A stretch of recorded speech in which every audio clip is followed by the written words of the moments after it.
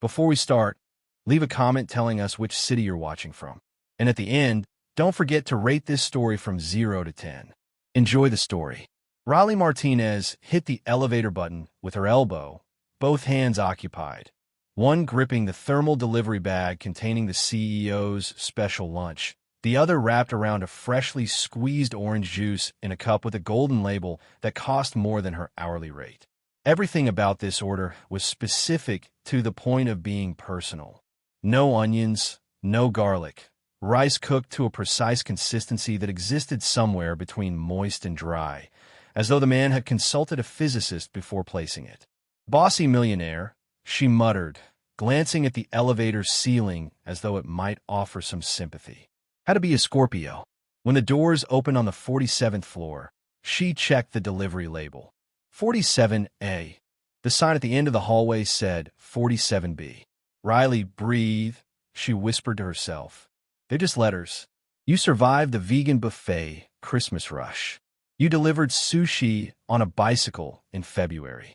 You can walk to a door without the universe intervening. She turned right instead of left. The hallway she found herself in was quieter and considerably darker than the one she'd intended, lined with enormous potted plants that looked like they'd been relocated from a hotel lobby in another country. And she heard something that made her feet slow without her deciding they should. Voices. Low, deliberate, and not meant for her ears. She was about to announce herself when a single sentence nailed her in place. You all understand perfectly, right? Do the calculations completely wrong. Tell Dexter Hill, make 10 times more from this merger with Meridian Corporation, get him to sign the contract immediately. Riley's eyes went wide. The voice belonged to a tall, elegantly dressed man, visible through the narrow gap of a door left slightly ajar. She recognized him from the company directory photo she'd glanced at once while waiting on a delivery. George Hartwell, Dexter Lancaster's business partner. The kind of man whose smile arrived before his sincerity did and left considerably later. In reality, he'll lose everything. 10 times more than he invests. One move and it's done. The room held 15 men in expensive suits, each wearing the particular expression of someone who has swallowed something they didn't choose. They murmured among themselves with the restless energy of people being asked to do something they would rather not. Riley's instincts moved faster than her judgment. She stepped behind the nearest oversized plant and pressed herself against the wall, heart hammering at a frequency she was fairly certain could be detected by equipment. 10 times the loss. Fake calculations. A contract. A trap. This is serious, she breathed. This is genuinely, actually serious. George continued with the composed authority of a man who has rehearsed this. I don't care if any of you feel uncomfortable. You've been paid, and the contract is ready. The signing happens in 10 minutes. No hesitation in the boardroom. If Dexter asks for a review, tell him you've already validated every scenario. Projected profit is 10 times. Repeat it like a mantra. He loves round numbers. Once he signs, he's finished. A silence settled over the room that had the specific quality of 15 people agreeing to something none of them wanted to agree to. Riley stood behind the plant, holding the thermal bag against her chest like it was a shield, and tried to remember how breathing worked. She knew Dexter Lancaster was arrogant, the kind of man who probably had a golf club positioned decoratively behind his leather chair. But did arrogance earn a person this? She looked down at the lunch in her hands. Still warm. She had come to deliver food. She had stumbled into a plan designed to dismantle the most powerful man in the building. Who exactly was she in this equation? A delivery girl with a backpack that carried the ghost of every yakisoba order she'd ever transported and a recent history of late rent payments.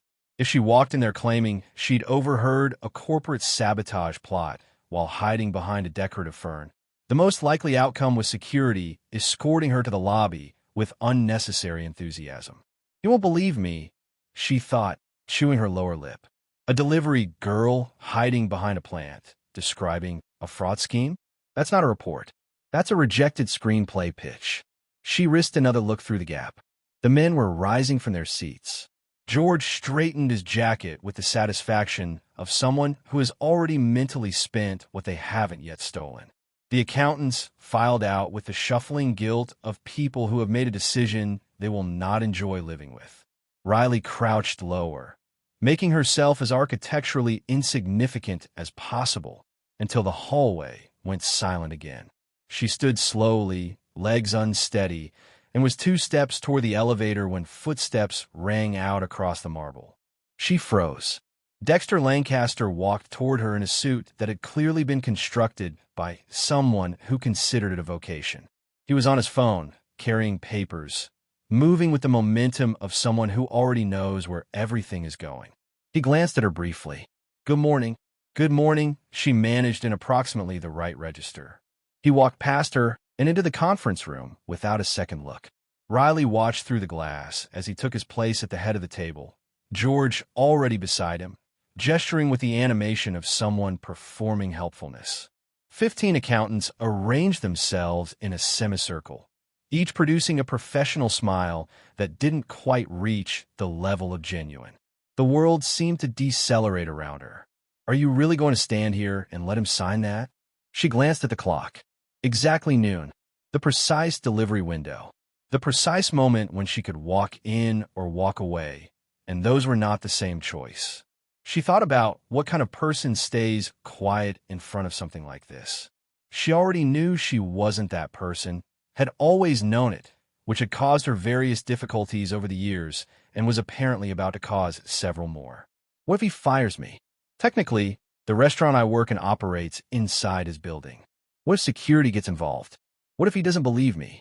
Riley closed her eyes for 3 full seconds. Too bad, she told herself. There will be seasoning, there will be sauce, and there will be truth. She straightened her uniform, adjusted the thermal bag, produced a smile from somewhere she hadn't known she was keeping one, and knocked softly on the glass door. Every head in the room turned.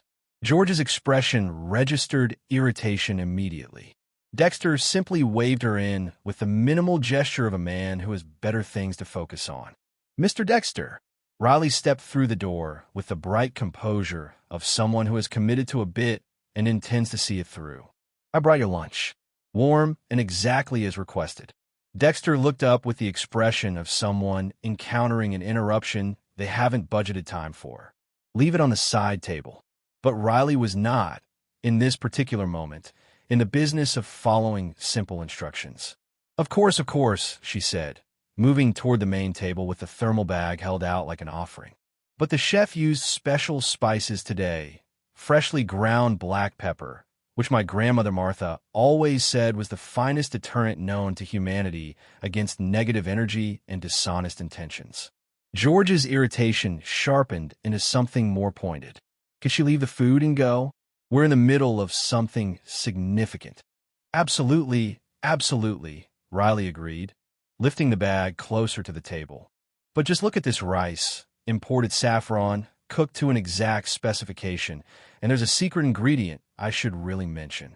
"What secret ingredient?" one of the accountants asked, in the genuine and slightly helpless way of someone who has been sitting through tension for too long and welcomes any distraction.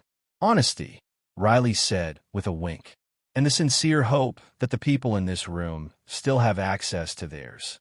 A silence arrived that had something different in it. George drummed 2 fingers on the table. "Riley," Dexter said, reading her badge with the patience of a man operating at the outer edge of it. "Side table. Please." "Of course, just, you have to smell this before it loses the warmth," she said, and leaned the bag toward Dexter as he bent over the contracts. What happened next will be described differently by everyone who witnessed it, depending on whether they found it funny.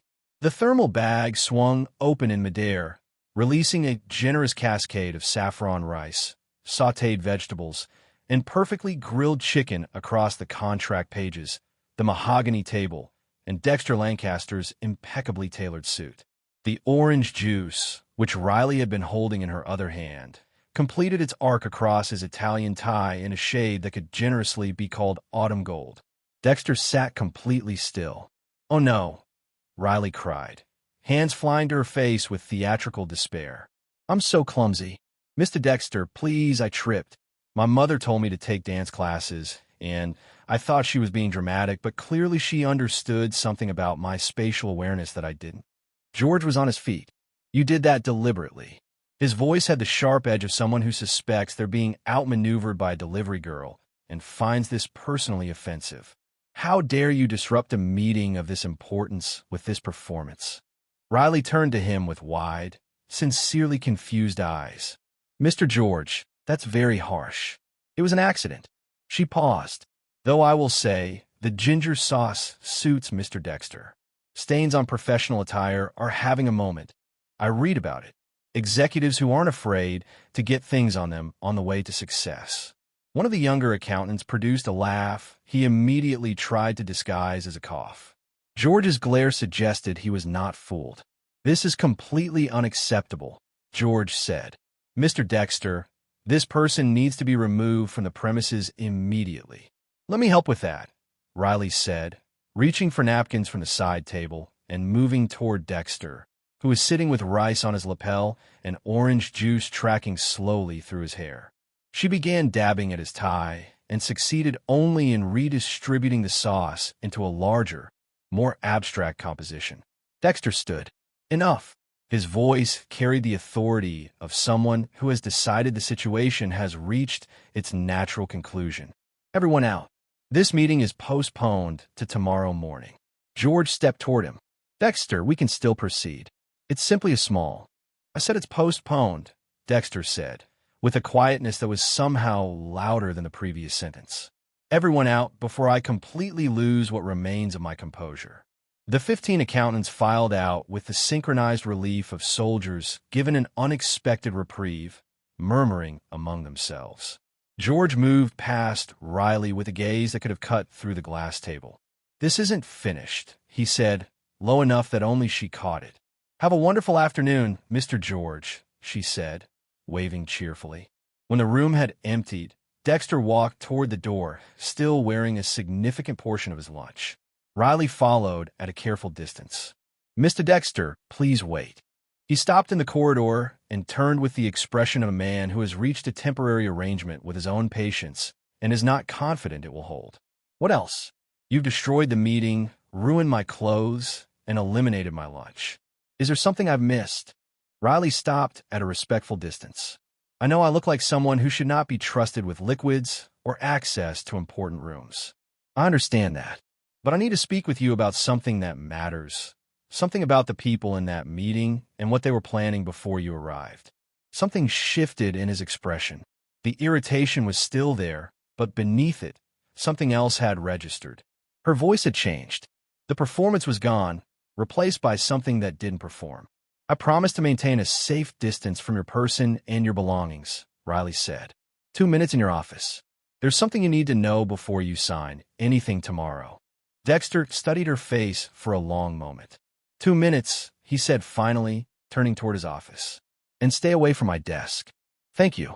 You won't regret this. I already regret it, he muttered, pulling a grain of rice from his jacket sleeve as they walked. Riley stepped into the office and positioned herself near the door, honoring the agreed geometry. Dexter disappeared into the private bathroom to address what remained of the ginger sauce situation.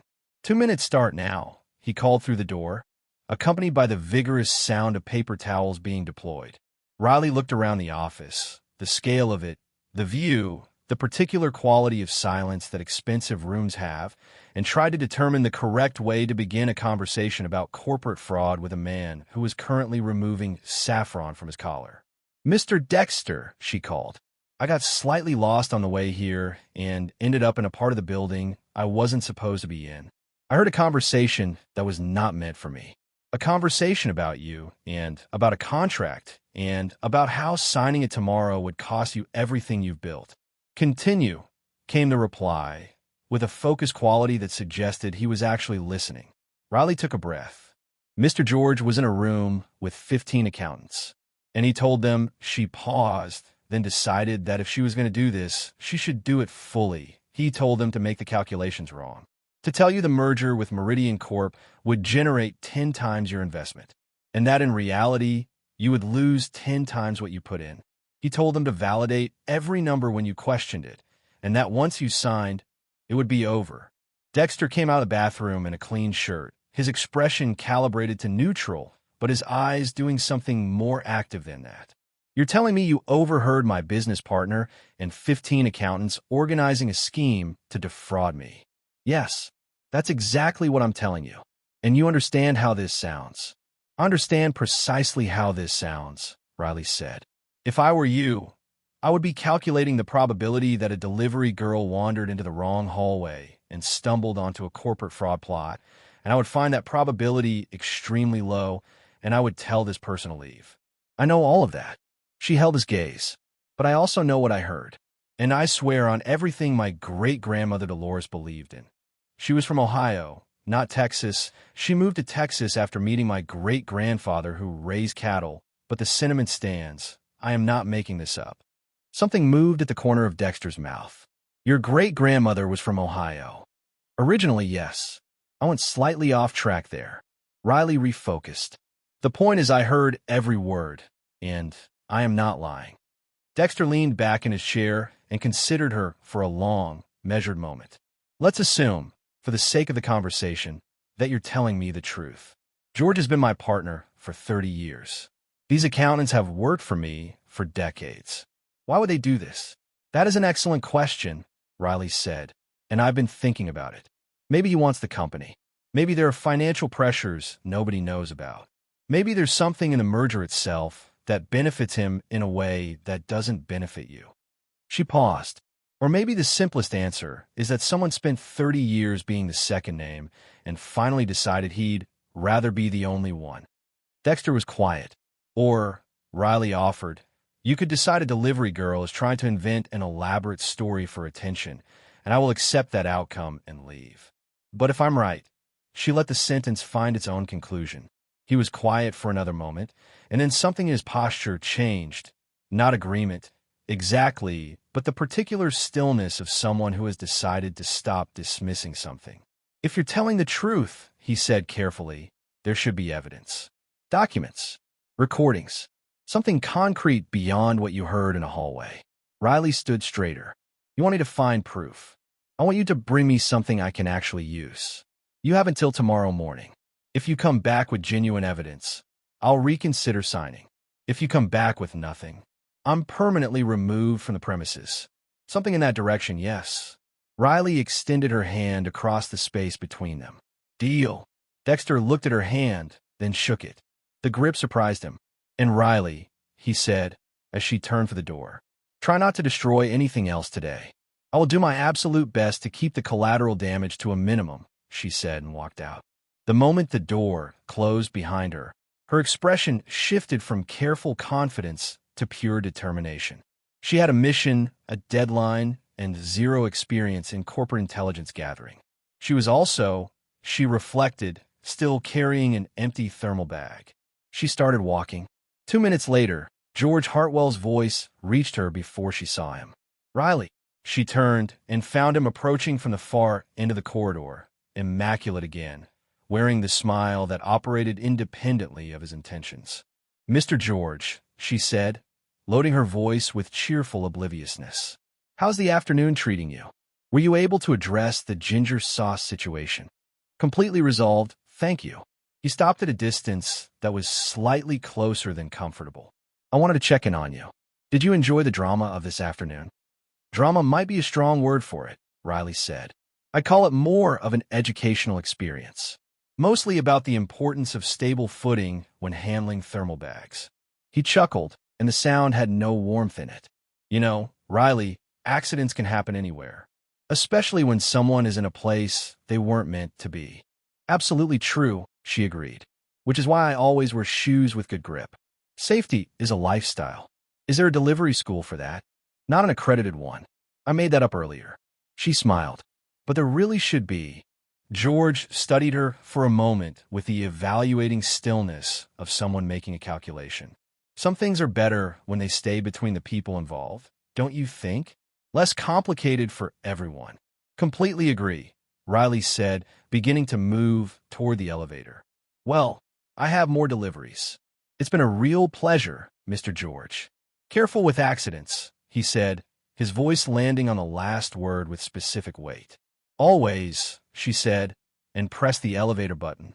When the doors closed around her, she exhaled properly for the first time in several minutes. He knew. Not everything, but enough. The clock was running faster than she'd thought. She couldn't see, as she descended, George in the corridor behind her, already dialing.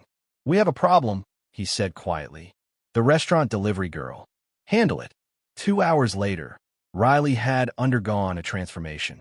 The restaurant uniform was gone, replaced by street clothes and a beret she had decided made her look like someone engaged in serious investigative work. It mostly made her look like a French art student who had taken a wrong turn, but she was committed to the energy, if not the aesthetic. The accountant's offices were on the 23rd floor. If there was paper evidence of the scheme, that was where it would live. She stepped into the elevator, pressed 23, and reviewed her plan. It was not a sophisticated plan. It was more of a direction than a plan. But she had determination, a fully charged phone, and the particular stubbornness of someone who has already announced herself to the CEO of a major corporation using a lunch-related distraction and therefore has relatively little left to lose in the dignity department. The elevator doors opened. 3 of the 15 accountants were standing directly in front of her, as though they had been arranged there specifically to be inconvenient. "Hi," Riley said. "Beautiful elevator bank. Really great button layout." She stepped off and turned left, moving with the confidence of someone who belongs on the 23rd floor, and tried not to notice that she could hear footsteps beginning to follow her. By the time she glanced back, there were 5 of them. "Excuse me," she said to a passing secretary without slowing down. "Where are the restrooms on this floor?" "Into the hall on the right," the woman said, too occupied with her own documents to register the small corporate chase unfolding behind the woman she was directing. Riley turned the corner, quickened her stride, and slipped into the women's restroom, turning the lock behind her. Outside, she heard male voices. She went in there. "We can't go in." "Then we wait." Riley assessed the room. 1 window, 23 floors up. Not an option unless she had developed abilities she wasn't aware of. A cleaning cart in the corner, abandoned beside a mop and bucket, with a blue uniform hanging from the handle. She looked at the uniform. She looked at the door. She looked at the uniform again. 5 minutes later, she walked out pushing the cart, the cap pulled low, her posture reorganized into someone whose entire professional identity is floor surfaces and sanitation supplies. The accountants glanced at her, looked away. "Excuse me," she said, lowering her voice and adding a faint Midwestern flatness to it. "Coming through. Report of a leak from the floor above." They stepped aside without question. People almost always move for a cleaning cart. Riley navigated the hallway, dabbing at surfaces she passed with the focus of someone who takes her floor work seriously, while scanning office doors for anything useful. Then she heard it, George's voice, drifting through a door left fractionally open. "She's trying to gather information. But don't worry, I have it entirely managed."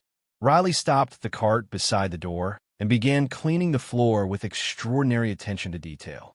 "Dexter will never suspect me," George continued, with the ease of someone speaking to a person who already understands.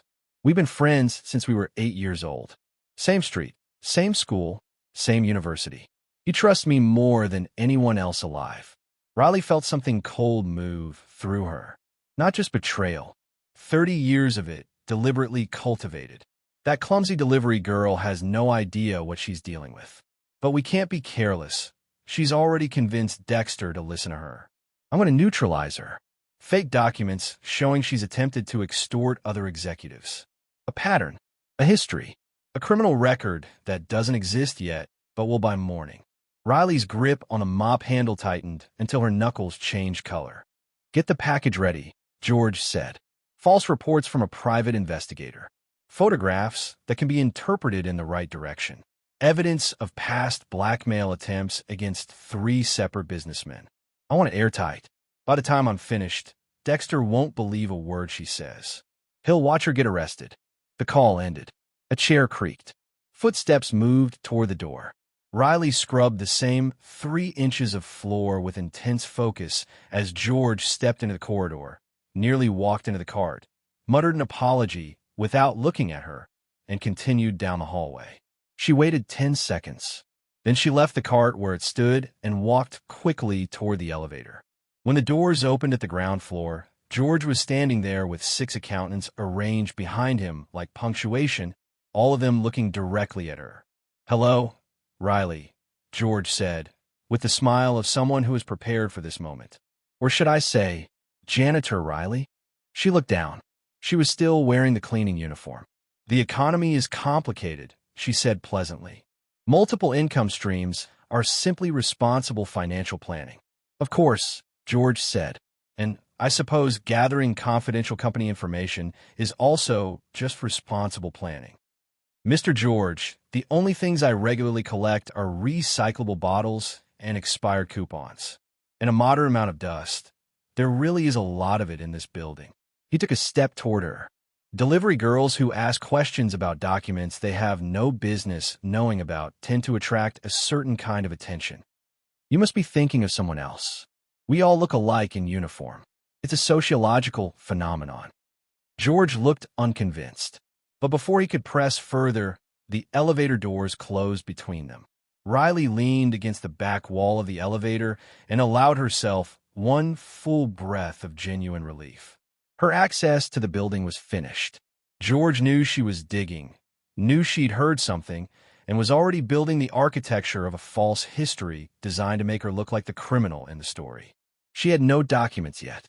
She had her phone, her determination, and the knowledge that 30 years of manufactured loyalty was about to be used to destroy someone who deserved better. She also had one more thing, the understanding that the friendship itself, the decades of it, the childhood of it, might be the only key that could actually unlock this. Dexter Lancaster sat alone in his office that evening, watching the city go amber through the floor-to-ceiling windows, and tried to identify what exactly was bothering him. Riley Martinez, a woman who had turned an important meeting into a catering incident, appeared in his office with an unverifiable story about the person he trusted most in the world, and somehow occupied more of his thinking than any board presentation he'd sat through in years. He leaned back in his chair and let his mind do what he'd been resisting all afternoon. It went back 30 years, immediately and without asking permission. He was 8 years old, running through George's backyard with scraped knees and a Superman t-shirt, both of them chasing nothing in particular with the focused energy that children bring to inventing reasons to run. "When we grow up," George had shouted from their favorite tree, "we're going to be partners. Best company in the world. Best friends forever. Promise?" Dexter had said, holding out one finger. "Promise," George had replied, and they'd sealed it. The years played forward. School lunches shared when Dexter forgot his own. The debate team, the late-night study sessions, the first clients, the early celebrations that felt enormous at the time and small only in retrospect. George had always been there, had always been the constant. 30 years of that did not become a lie because a delivery girl said so. A knock at the door. "Come in." George entered, carrying a brown folder and the particular expression of someone who has been personally hurt and is choosing to address it with dignity. "Dexter, I heard about what that woman said today. I wanted to come in person." Dexter gestured to the chair across from his desk. "George, I need to ask you something directly." George sat, leaning forward.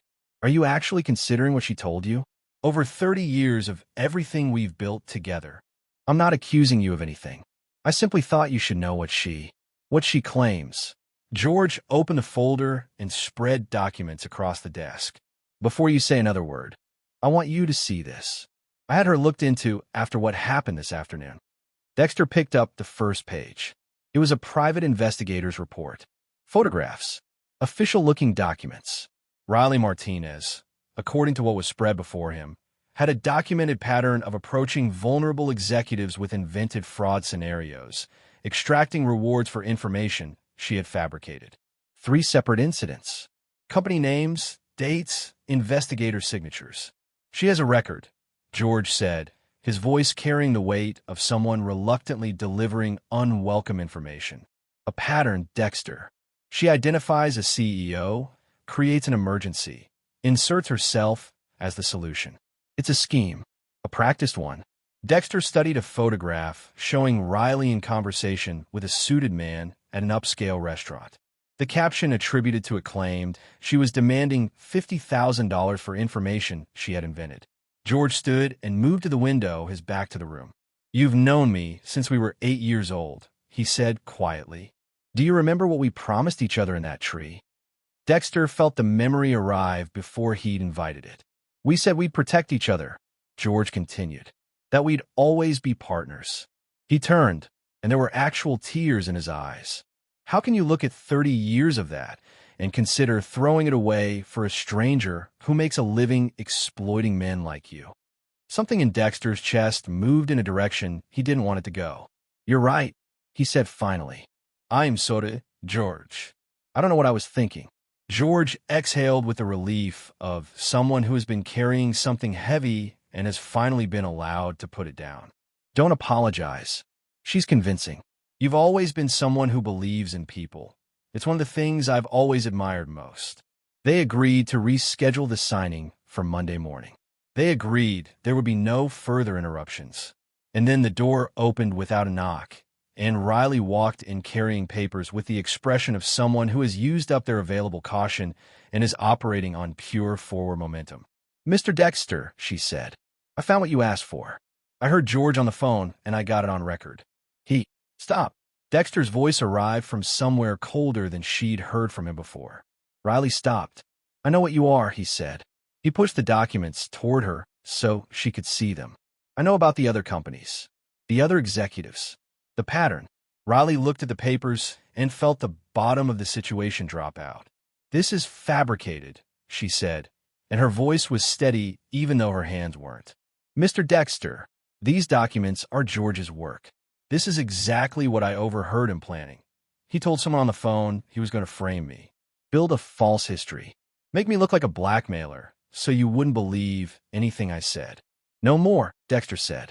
His voice was quiet now, which was somehow harder to stand than anger. "I want you out of this building.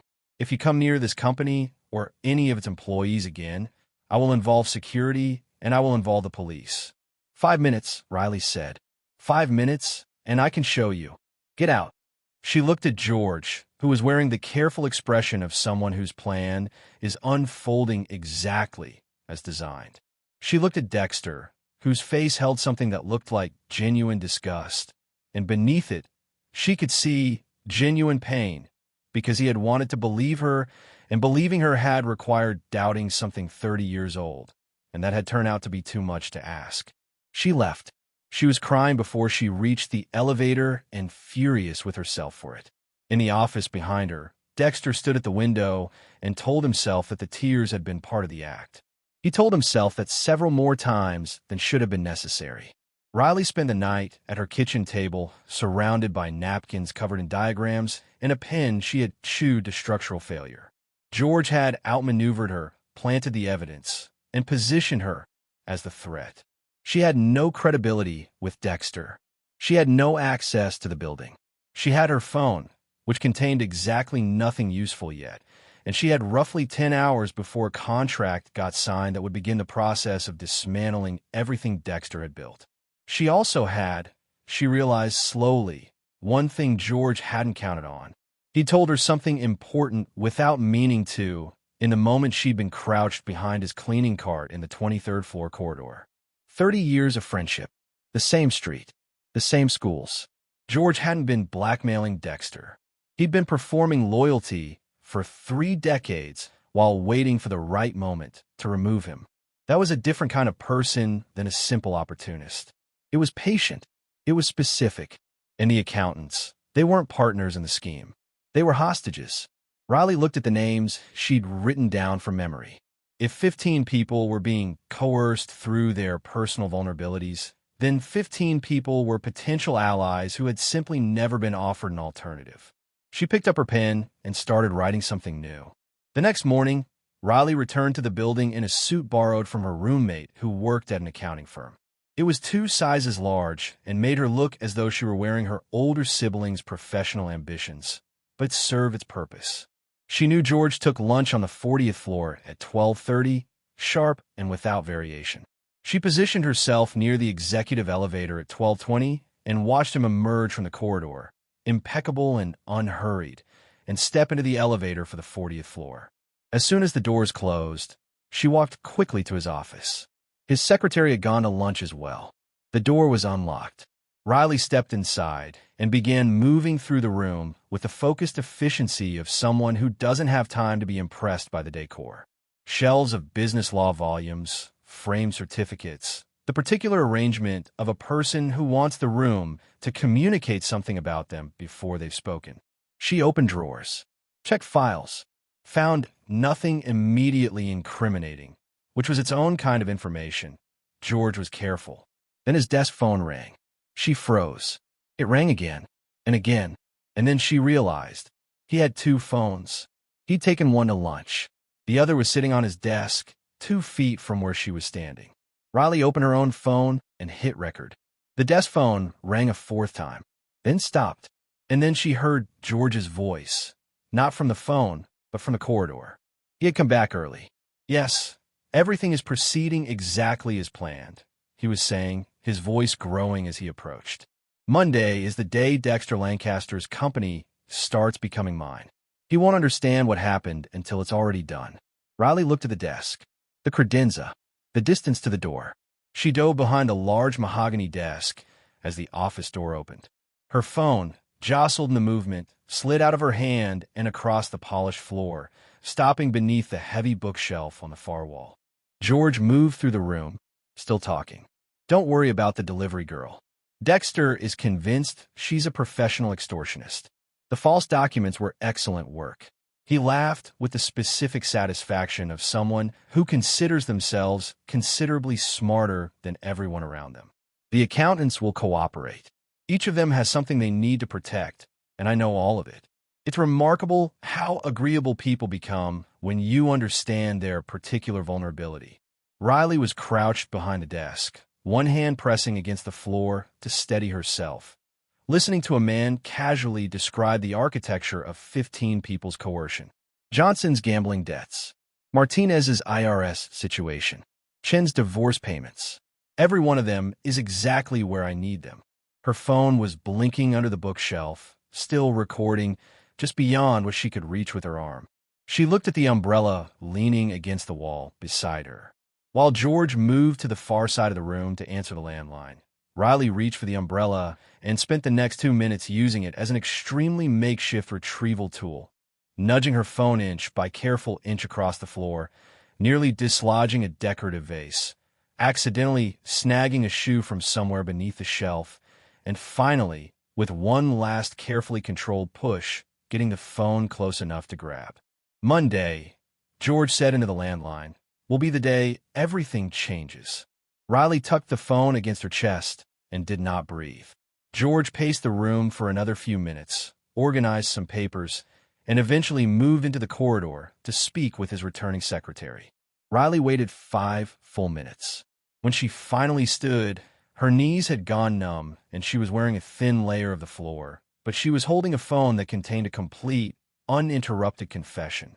Not just the fraud, not just the contract, the blackmail, the coercion, the names and the methods, and the 30-year plan articulated in George's own voice with the casual confidence of someone who has never considered that the walls might be listening. She walked out carefully through the quiet office and into the corridor. The poor men in those accountants' offices aren't criminals, she thought. They're prisoners. And that changed the plan entirely. It took the rest of the afternoon and the careful work of locating each accountant in a moment without observers. But by 5 o'clock, Riley had spoken to all 15. Harold Johnson, whose mother's Alzheimer's treatment consumed everything he earned and more, and whose early gambling debts had given George the lever he needed. Robert Martinez, whose IRS complications George had discovered and weaponized. Thomas Chun, whose divorce and alimony had made him financially desperate enough to be manageable.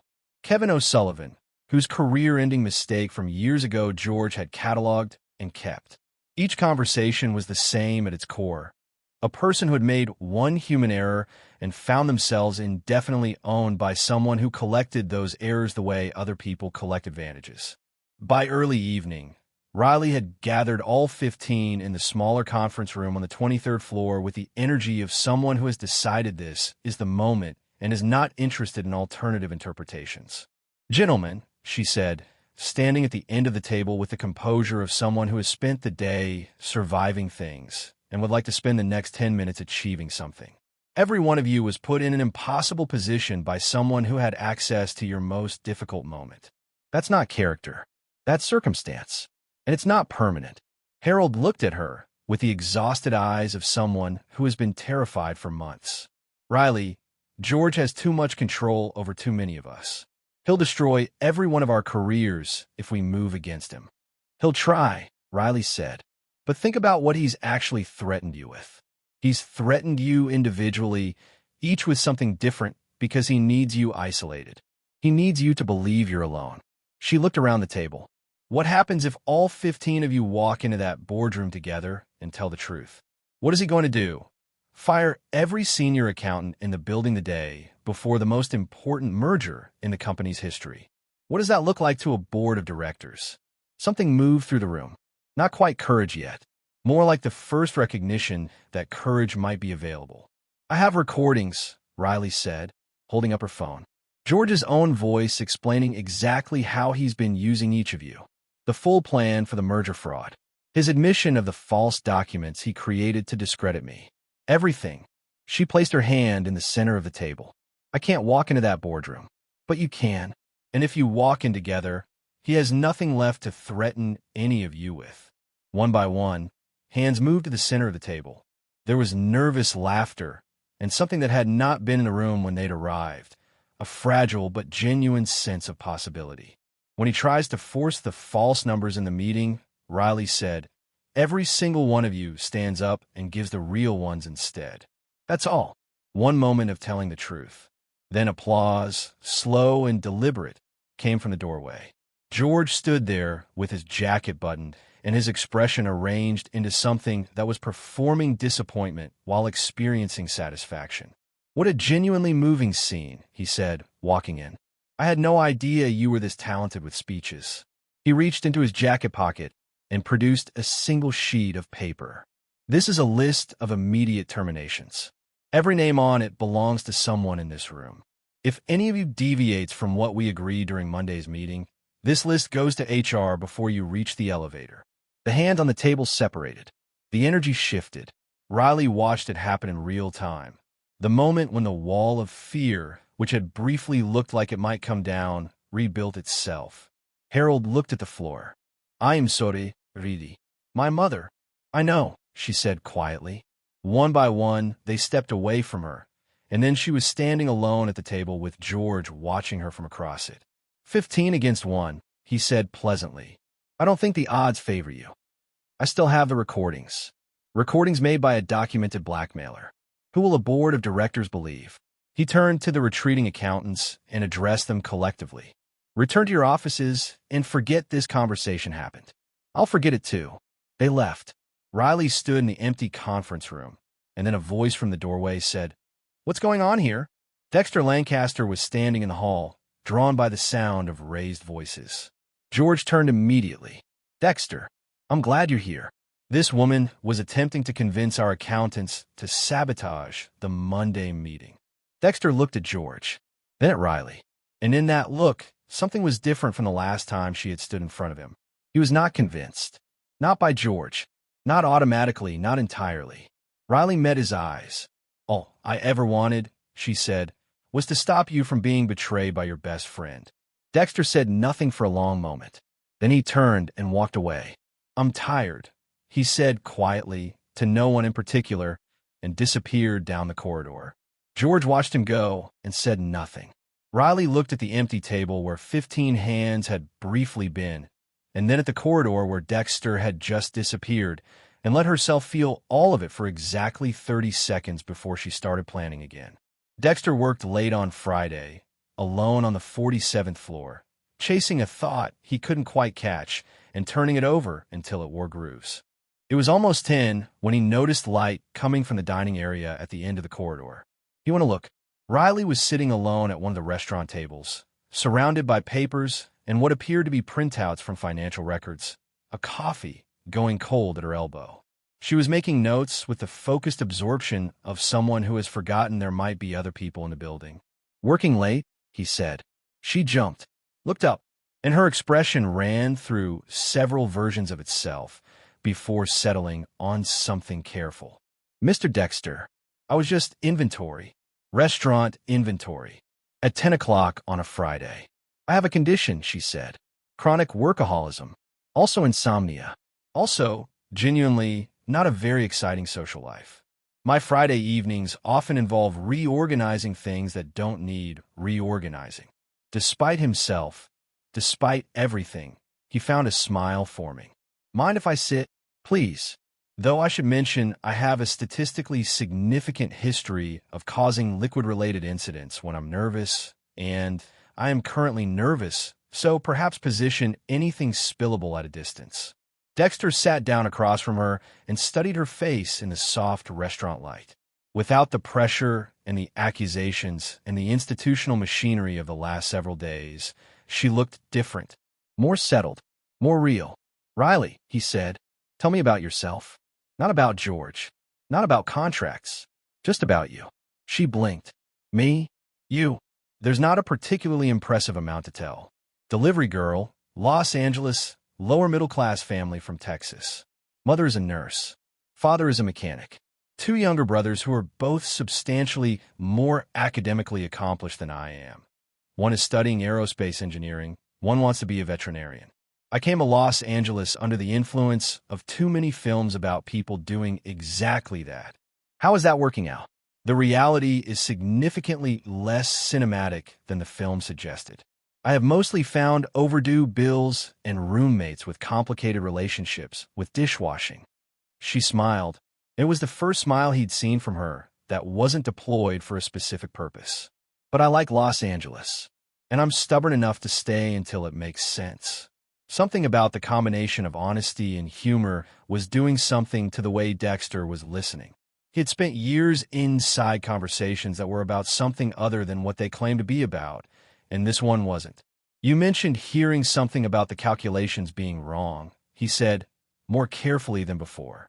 Do you understand finance? A reasonable amount. My father had a rule.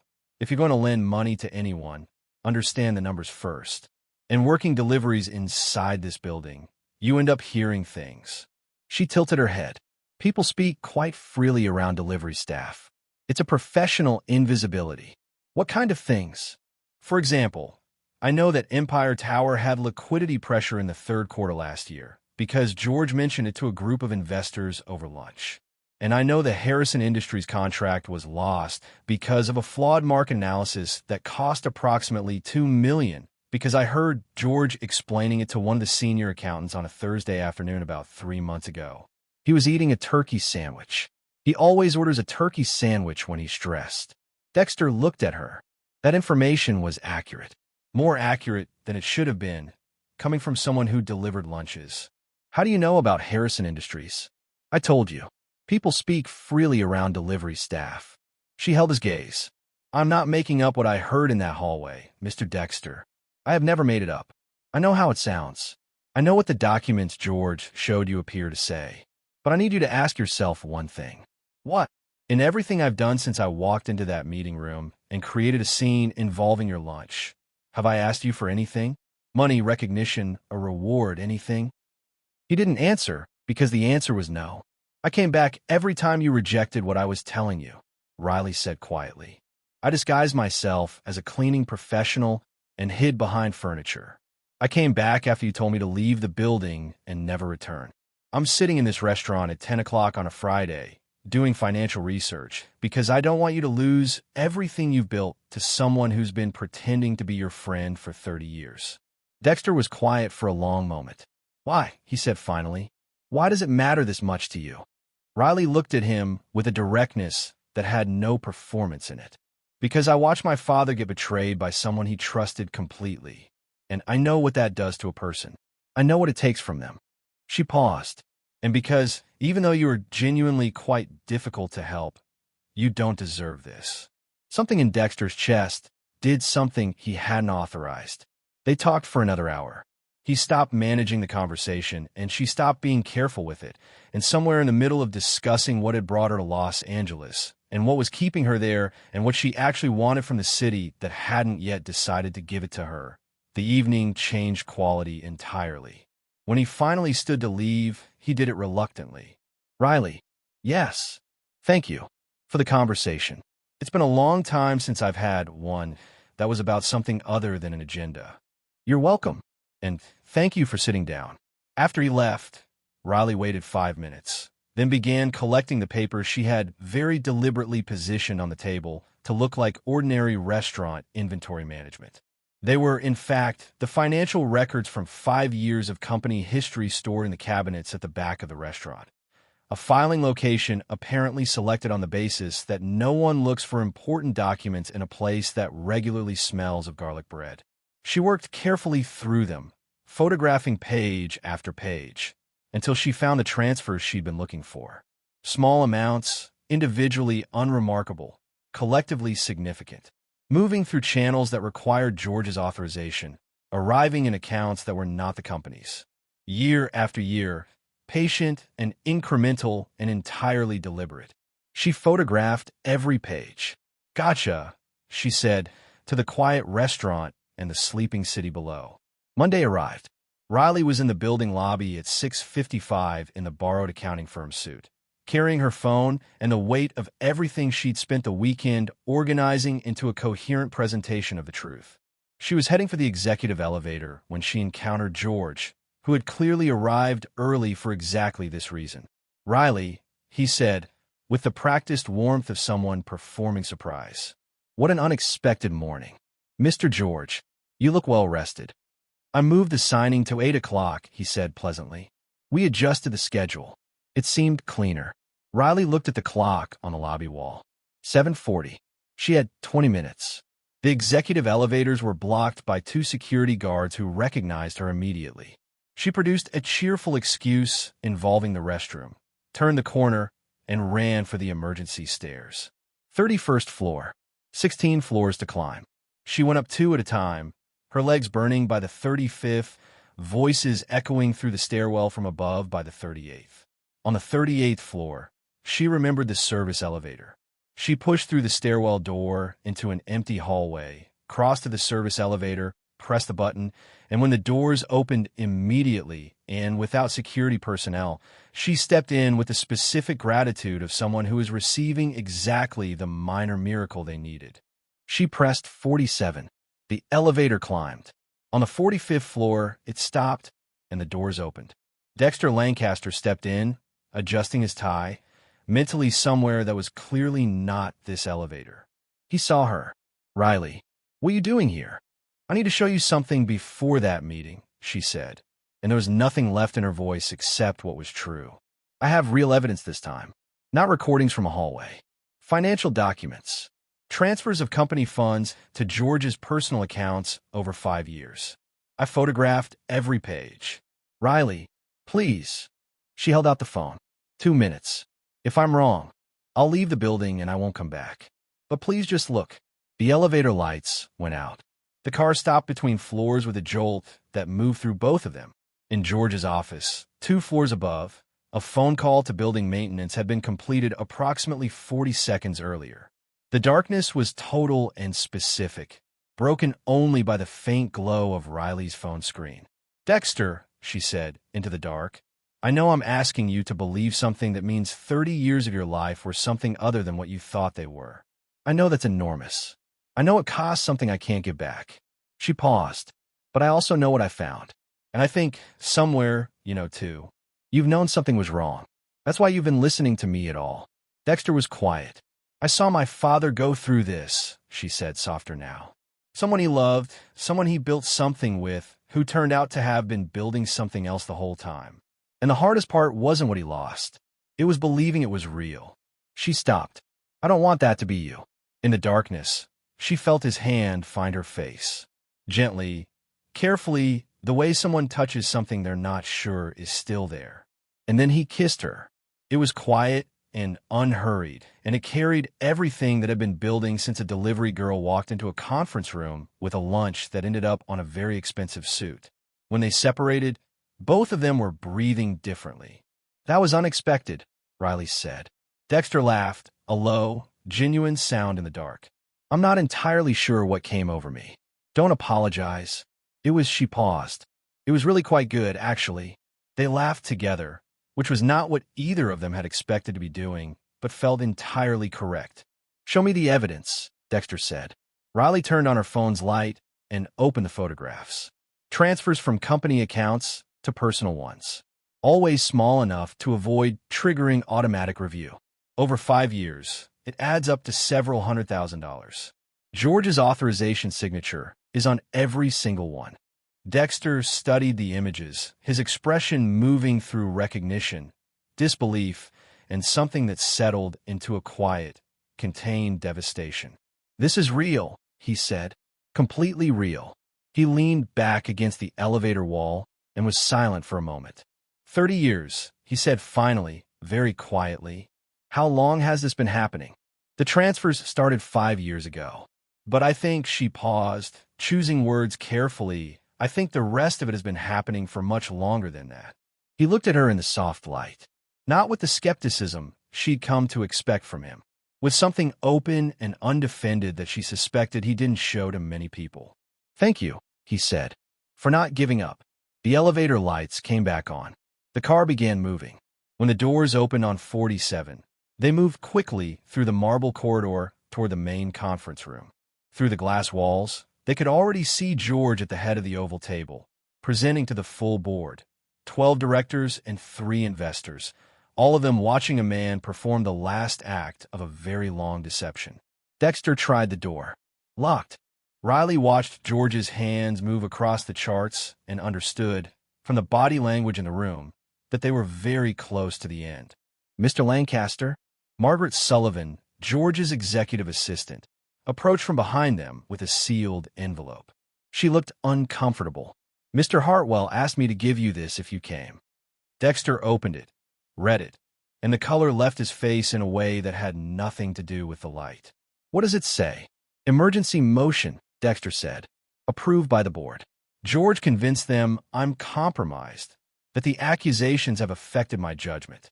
They've authorized critical decisions to proceed without my direct approval in exceptional circumstances."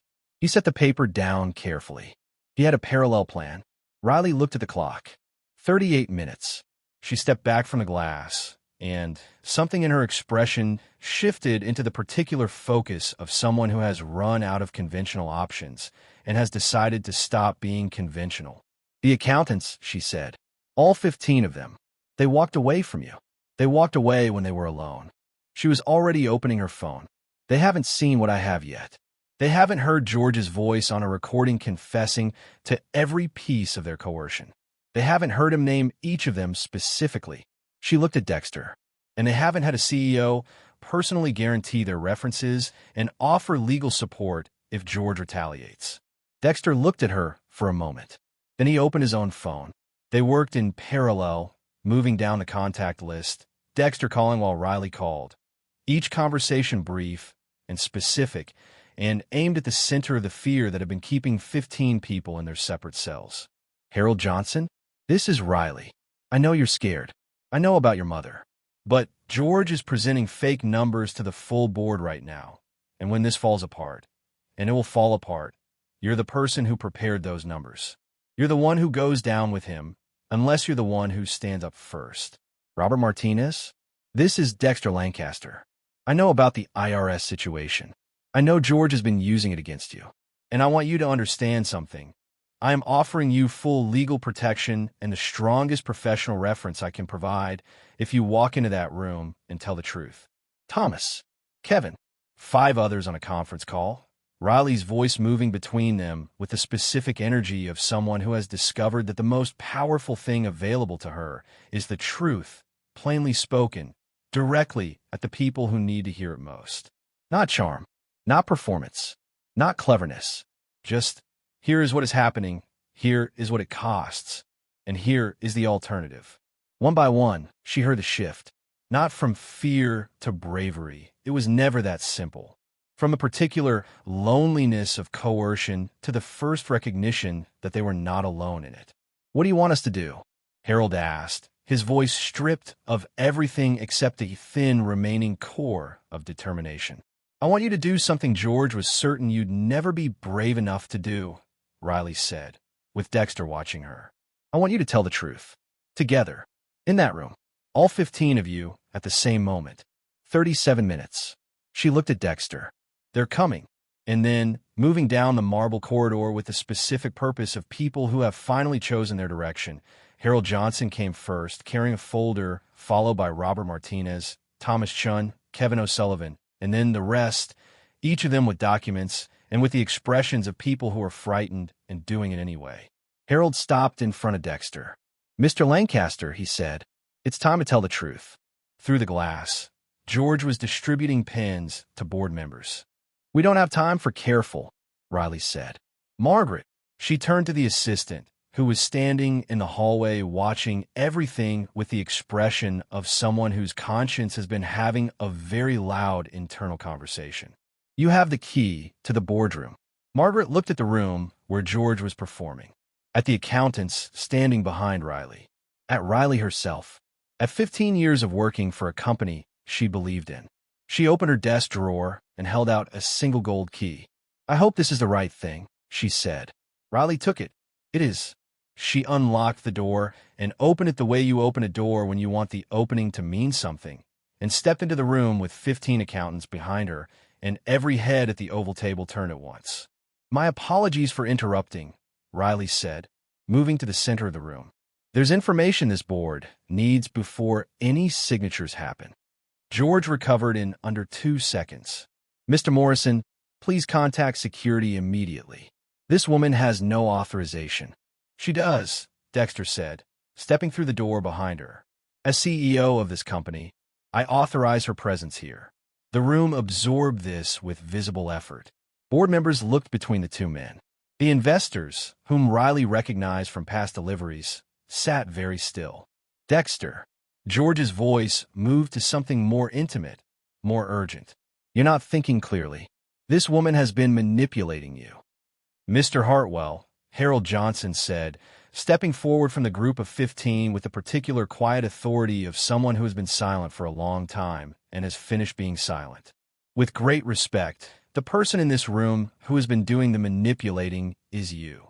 He opened his briefcase and laid documents across the table. The real calculations, not the altered figures George had spent weeks preparing.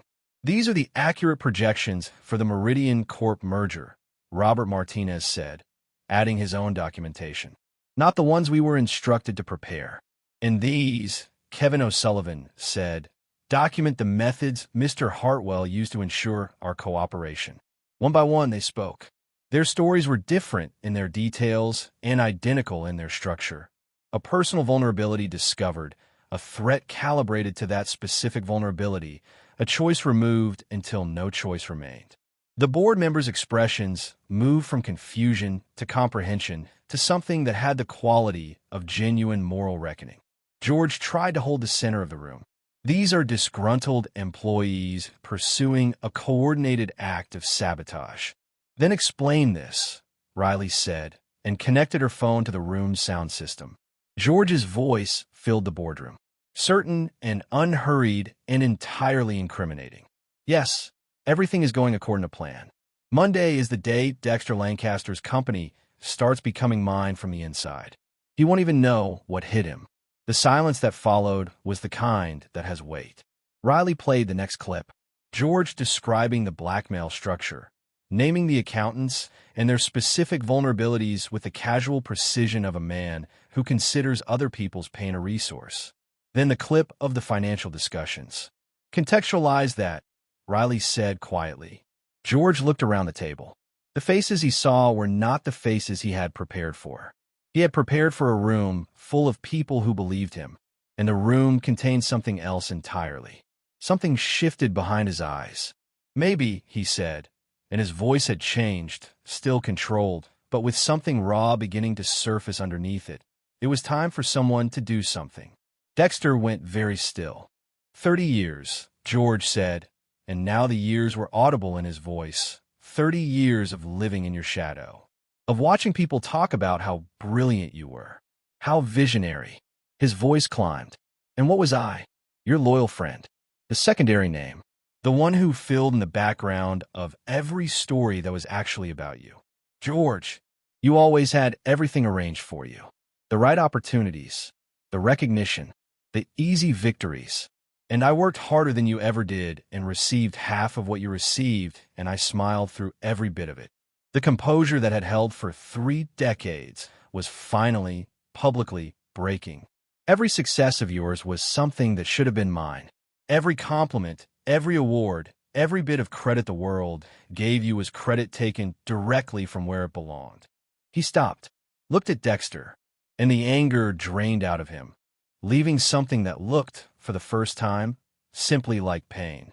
I waited 30 years, he said. I waited, and I smiled, and I pretended to love you. And I found a way to take what I should have had from the beginning. The doors at the back of the room opened. 3 men in dark suits entered, and the badges they produced were federal. George Hartwell, the lead agent, said, "You're under arrest on charges of corporate fraud, blackmail, and embezzlement." George was handcuffed in a silence so complete that the sound of the clasps carried to the far end of the table. He walked toward the exit without looking at anyone, and then stopped and turned and looked at Dexter one final time. "You never deserved any of it," he said. And then he was gone.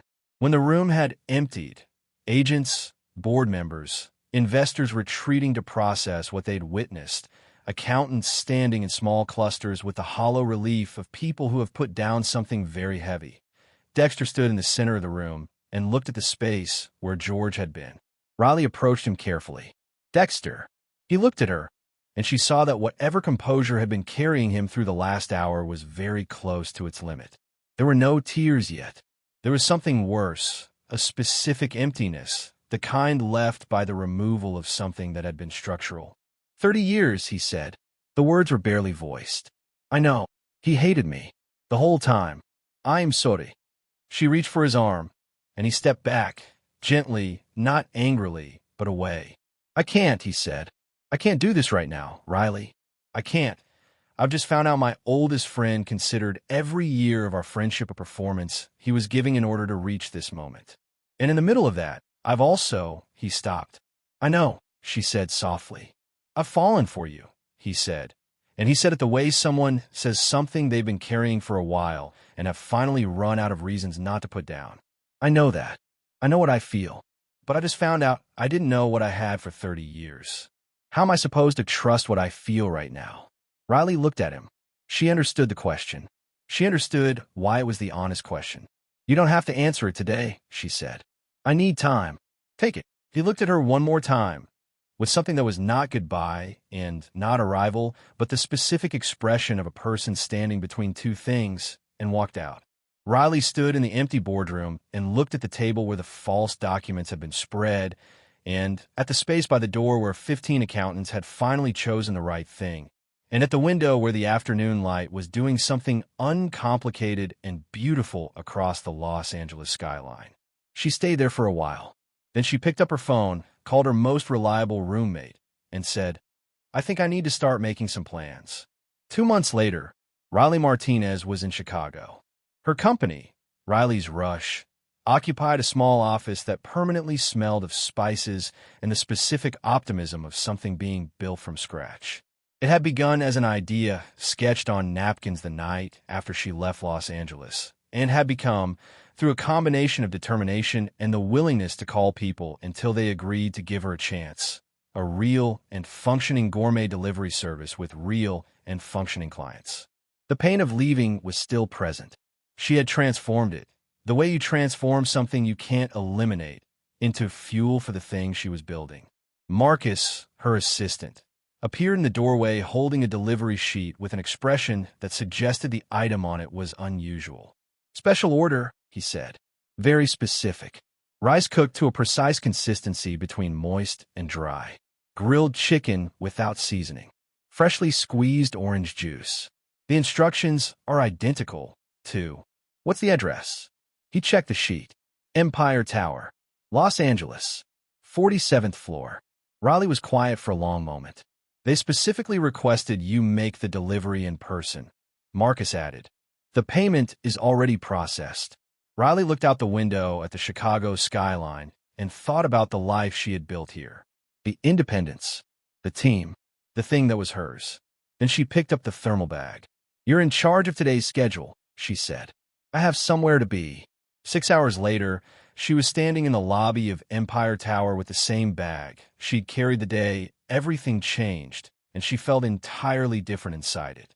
Dexter was waiting, not in his office, not being found unexpectedly, waiting in the lobby in the same suit he'd worn that first day, clean this time and without any ginger sauce. They saw each other at the same moment, and both of them stopped. "Hi," he said. "Hi," she said. "Did you order lunch?" "I ordered the special lunch for the most difficult CEO in Los Angeles," he said, "with extra ginger sauce, and a request for a conversation I should have asked for 2 months ago." Riley set the thermal bag on the floor and crossed her arms. "What exactly are you hoping to redeem yourself for?" Dexter took a breath. "I spent 2 months in therapy, working through what happened with George, and working through what I did afterward, which was recognize that I had found someone extraordinary and respond by sending her away because being in pain was more familiar than trusting something new." Around them, the lobby moved and breathed with its ordinary business, and neither of them paid any attention to it. "You risked more than I understood," he said. "Your safety, your reputation. You wore a cleaning uniform and hid behind furniture and climbed 16 flights of stairs to protect someone who kept refusing to be protected. And when I finally had proof that everything you told me was true, I still couldn't see past my own fear to recognize what was right in front of me." Riley felt the tears decide to arrive and let them. "I thought about you every day," Dexter said. "Not once. Every day." He stepped toward her, and then he did something that caused 3 separate people in the lobby to stop walking and watch.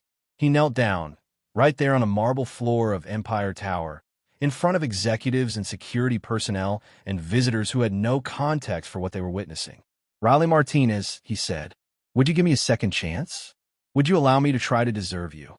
Riley looked at him, this man who had doubted her and sent her away and spent 2 months learning why those had been the wrong decisions. And she thought about the woman she had become in Chicago. Independent, capable, clear about what she wanted. And she thought about what she wanted.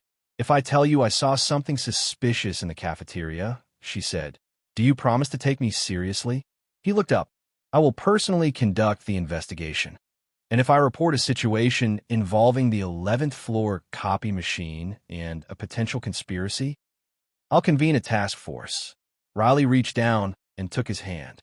"Then yes, Dexter Lancaster," she said, loudly enough for the lobby to hear if it wanted to. "I love you, and I would like to try again." The lobby applauded, which was not something that typically happened on Monday afternoons at Empire Tower, and Dexter stood and kissed her in the middle of it. And it tasted, she thought, like second chances and exactly the right amount of ginger sauce. 6 months later, on a Malibu beach with the sun going orange over the Pacific, Dexter knelt for the 3rd time in the story of the 2 of them. Once in the lobby, once just because he felt like practicing, and opened a ring box that contained something simple and spectacular.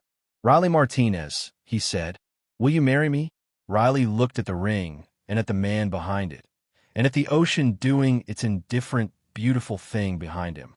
"Only if you promise," she said, extending her hand, "to never again disbelieve a delivery girl who tells you something important." "I'll put it in writing," he said. "HR has a copy." She laughed and let him slide the ring onto her finger. The wedding was held in the gardens of Empire Tower, which had been transformed by the particular determination of people who wanted the location to mean something redemptive. Riley walked down an aisle covered in rose petals, wearing a dress that made her look like the protagonist of the story she had always been, with shoes that were quietly and practically comfortable underneath. Just in case, she had explained when Jennifer the florist asked. All 15 former accountants attended. They were now minority partners in the joint venture that had emerged from the wreckage of a merger fraud. Lancaster and Martinez Enterprises, with Dexter's institutional knowledge and Riley's particular genius for making complicated things accessible, paired into something that neither of them could have built alone. Harold Johnson gave the best man speech, and said that Riley had taught every one of them that courage was not the absence of fear, but the decision to act anyway, and that some people walk into your worst moment and leave it better than they found it. When the officiant asked if anyone objected, Riley turned to the assembled guests and said, "If George Hartwell has somehow attended in disguise, this would be the appropriate moment." The laughter that followed was the kind that comes from people who have earned it. 6 months after the wedding, Riley sat at the desk she now shared with Dexter, one hand resting on the rounded curve of her belly, the other holding a financial projection that showed, in clean and uncomplicated numbers, what happened when a company decided that honesty was a strategy rather than an obstacle. "Twins," she said softly, her hand moving in a slow circle. "I hope you get your father's instincts for the bigger picture and your Aunt Margaret's spatial awareness, because if you inherit my coordination, we're going to have some very expensive lunch incidents." Dexter came in carrying 2 cups of tea and kissed the top of her head. "Talking to them again? Explaining company values," she said. "It's never too early." He sat beside her and placed his hand over hers on her belly. Outside the windows, Los Angeles was doing what it always did, glittering and impossible and entirely worth the trouble. "You know what I keep thinking about?" Dexter said. "What?" "If the lunch hadn't spilled." Riley leaned her head against his shoulder. "Then you would have signed a contract that would have cost you everything." "I know." He pressed his lips to her hair. "And I never would have found out that the most important thing that's ever happened to me came wrapped in a thermal bag and smelled like saffron." Riley smiled and looked at the city outside, and at the papers on the desk, and at the hands, his and hers, and the small movements beneath both of them that were not yet hands but were already, somehow, already everything. Life, she thought, has a very specific sense of humor. It hides the extraordinary things inside the ordinary ones, and waits to see if you're paying enough attention to notice. She had always been paying attention. It had always been worth it. What did you think of Riley and Dexter's story? Leave your thoughts in the comments and rate it from 0 to 10. Subscribe and turn on notifications so you never miss one of our stories. And find more by clicking right here on the final screen.